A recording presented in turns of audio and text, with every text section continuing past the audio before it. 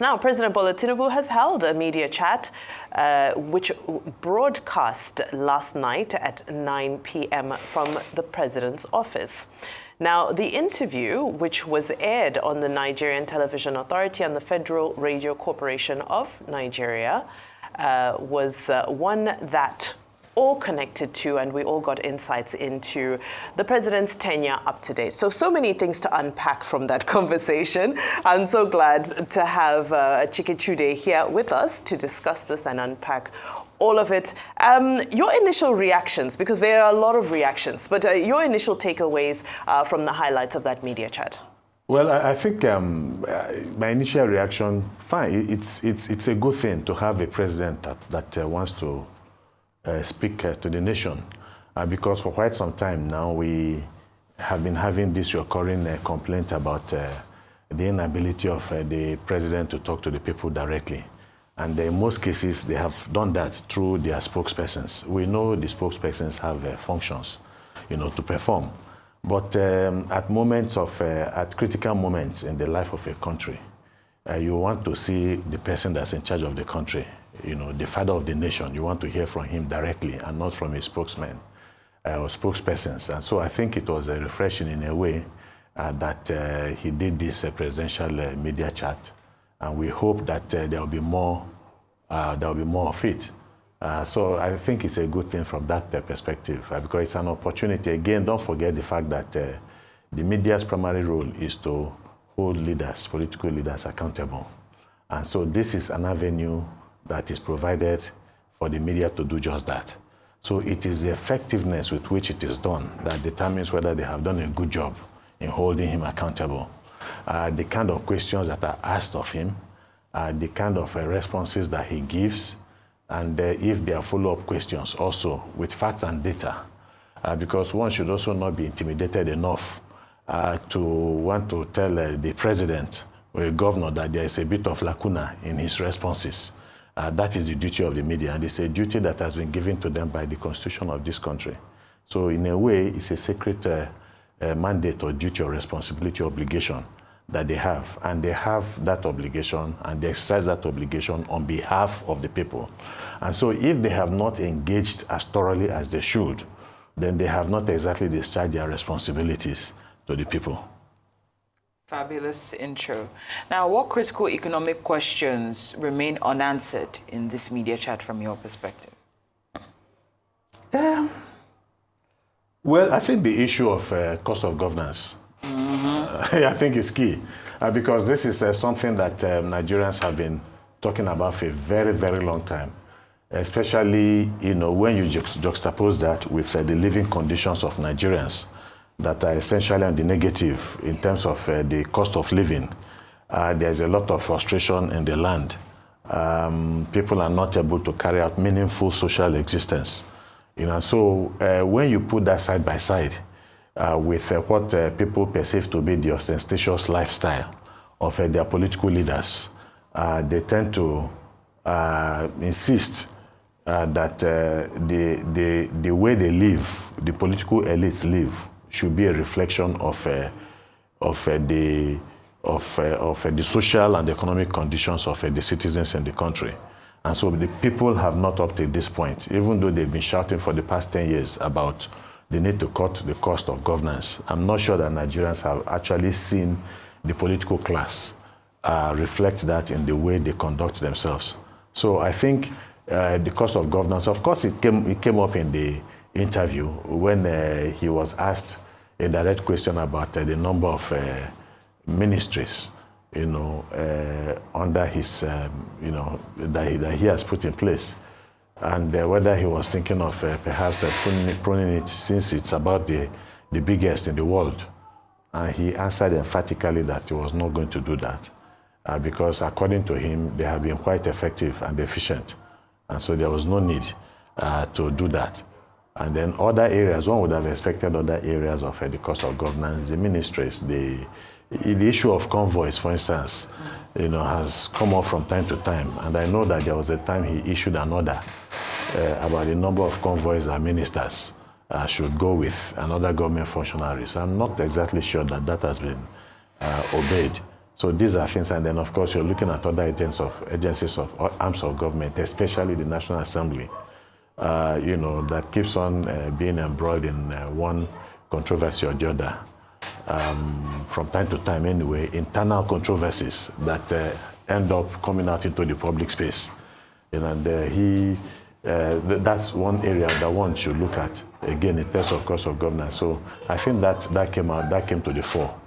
One other area is the issue of insecurity, or security issues. And well, his take, I think, is a bit different from that of the average Nigerians. The president believes that people can move from one part of the country to other without fear. But I'm not exactly sure because we interact with those people who move by road. I am not exactly sure that the president has a lot of interaction with such people too. So he might not be in a position to gauge the mood that they are in when they are traveling by road. And so the roads are not exactly as free as he feels that they are. So obviously maybe it's not getting enough of a feedback from those people who are working under him. We still have serious issues of insecurity. Obviously it did not start with him, we know that. Yeah. But part of his pledge was that he was going to solve those problems blighting the country, including insecurity. And still on that topic of feedback and, feeling like the president may not be getting the accurate sense of feedback from the common man. Of course, he was asked about any regrets concerning his reforms, and he adamantly said he has no regrets whatsoever. This has spurred a lot of conversation because people are saying this came across as insensitive. What's your take on, just in a broad sense? So you've already touched on insecurity, there's economic matters, and all of the issues that were touched. Did you feel that there was a sense of sensitivity from the president that, yes, although that he maintains the position that the reforms are for a purpose and they will be painful in the interim, was there a sensitive body language to the plight that people are currently experiencing? When a father takes a decision at home, a decision that might not be well liked by members of the home. The children are not happy, they're affected negatively. The wife is not happy, she's affected negatively by that. And then if there are relatives in the house, it's also hitting them negatively. When it comes to address them, he doesn't address them by saying that it doesn't matter what they are feeling, that he has taken a decision that he knows to be right, and so they should live with it. What he does is to express regret, that this decision that he has taken, which is inevitable, which is necessary for the well-being of the home, but he expresses regrets that, unfortunately, this very good decision that he has taken for the benefit of everybody has ended up impacting negatively on those people. He's sorry about it, but if he has an opportunity again because he feels it's the right thing to do, he will still do it again, but he has to show empathy. And I think, you see, the issue is not about the decision that the president took. This is not even the issue during this debate yesterday. It is about how he feels about the decision that he took and how it has impacted Nigerians. People will tell you that Nigerians are struggling, that things are difficult. But I think one should it's beyond things being difficult for Nigerians. Nigerians are fighting for their survival. Their lives are at stake. A lot of them cannot carry out meaningful social existence. So it's not just about things being difficult. And the president, I think, was expected to understand the level, the depth, the gravity of what Nigerians are going through. And it appears like, it's like, again, the analogy I gave about the father in the home. He goes and buys a new car. And yet he has expressed, he has said he had to take a decision, and then he forgets that the children's school fees have not been paid, and the children are watching. So Nigerians are watching and they are looking at their father, who in this case, metaphorically speaking, is the president of the country also. So you look at so many things. And I think what Nigerians want to do is to see their leaders also acknowledging the fact that things are difficult and so on, but also depriving themselves of certain things too. It is when that happens that you also realize that they are really feeling it. Mm-hmm. I will give you an instance, and maybe they've not thought about it. The issue of CNG gas. It's important. I mean, it's a good thing. It's one of the things that the government, in order to cut down on the cost of fuel, for instance, it will cut it down, reduce it by as much as maybe 60%. Now you know how that would affect the economy really in terms of the prices of goods and all that, especially if you can, have that across the country, many vehicles having access to, CNG. But the question I want to ask, and maybe people have not thought about it, you would expect if you want to lead, you lead by example. We want the president to ride in a car using CNG.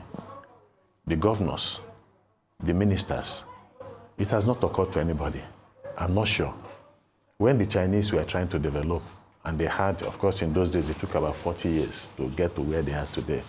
But sacrifices were being made by the leadership, using made in China at every turn, as much as possible. When people see the leaders, immerse themselves in those things that the people, do, more or less, the people tend to have more sympathy.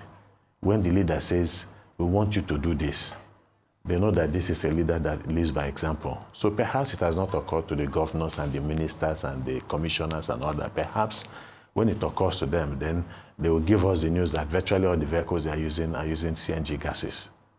They will say, yes, that that's part of, leadership. Yes. I appreciate the analogy you gave of the father in the home, and if I'm going to take some picks from what you've said in the responses so far, we've not seen anything in addressing cost of governance. There's an apparent lack of empathy in addressing the plight of Nigerians, and we're not seeing sacrifices being made in leadership. So when you pair all these elements together, and but there's also a saying that you should judge everything by what it costs you. Yeah. When you pair that with this premise that I've just laid out, and when we're being told to hold on and not necessarily given a timeline for the way out, what's supposed to go through the average Nigerian's mind when you look at what happened with the budget presentation and even this media chat, when you pair that with what you've said? Yeah, it's good to have hope. It's good to have optimism. Because without hope, all is lost. But you don't build a nation on hope and optimism. Yes. It must be backed up with practical steps, plans, and then you must put resources behind those plans, and people must be able to also look at it and understand. Now, when you look at Nigerians today, it's difficult to find the same level of optimism you had maybe even 3-4 years ago. Every single day, that sense of optimism, that hope, seems to disappear, and obviously there's always been, for a very long time, and up till now, it is surprising that we still see this disconnect between, those who govern and those who are governed. And so, while it would appear that there are two kinds of realities, but there's only one reality. The reality of our present situation in the country today. All you need to do is just to look at the data. You're talking about, the level of poverty. These things are measurable. Multidimensional poverty, they have been measured. The issue of electricity, it's measurable. And all that, the exchange rate, and then the inflation, all of these things are measured. And as a result of that, things have been exceedingly difficult for those who are at the receiving end. But what of those who govern? Their sense of reality, I think, is a bit different from what the people are feeling. And I think that that is the whole issue. Somehow they don't seem to, People will tell you, that's why when you're talking to an ordinary Nigerians, and I hope they are listening, they will tell you, forget these people, they don't care. They don't care. That's what you hear from Nigerians, generally, that our leaders do not care. Whether they are in the Senate, they are in the State House of Assembly and all that, they're in a cocoon, in a bubble, they don't care. Others will tell you that maybe they don't care, or they don't seem to care because they don't know exactly what is going on. Or perhaps it is the two. But you have a duty to find out what is going on, and it's easy to find out what is going on. Watch the news. Don't wait for what the people you have put in charge, your spokesmen, don't wait for them to tell you what people are saying. Go to the people, listen to the radio, read the newspapers, even if it's 30 minutes a day. And then you'll be surprised about what people are saying about you. And then you now ask them questions about what they have been telling you about what is going on in the country. Absolutely. So, we and Nigerians, look, have been very, very optimistic people. They have been. And the accusations people have about Nigerians is that they are too optimistic, too accepting of everything that happens. Push them to the wall, they'll push the wall down and they keep on. So they are not asking for too much. You see, that's the thing about Nigerians. They are not asking for too much. All you need to do is just do 1, 2, 3 things. And then they are the ones that will provide excuse for your failures in other areas. On that note, Yeah. I know we could listen to your analysis all day because you always hit the right points. Unfortunately, our time is fast spent. Achike Chude, always, always, always a pleasure. And if I tell you I don't want to go. Oh, you Then can you'll stay. You can stay. But unfortunately, our viewers won't get to enjoy your further analysis. But thank you so it's much. been I a wish you a pleasure. fantastic Christmas. And I hope my Christmas gift is coming after the program. You have to add that one. Yes. The two of you. Anyway, it's been a pleasure. Thank you. And Thank you. Happy Christmas.